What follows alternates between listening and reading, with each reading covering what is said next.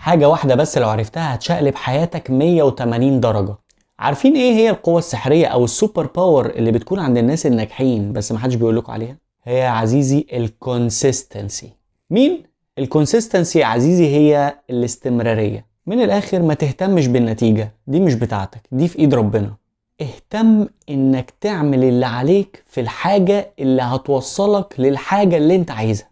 اهتم بس انك تعمل اللي عليك، مش لازم تعمله 100%، يعني مش لازم يطلع بيرفكت، بس اهم حاجة انك تستمر عليه كل يوم بالرغم من كل التحديات اللي ممكن تقابلك، لان فعلا محدش بيلاقي نتائج قوية غير اللي بيستمر على الحاجة اللي هو بيعملها كل يوم بالرغم من كل حاجة، بالرغم من المود بتاعك وحش، بالرغم انك مكسل، بالرغم انك تعبان. فعلا يا صديقي النتائج القوية والنجاحات العظيمة مش بتيجي غير من الاستمرارية.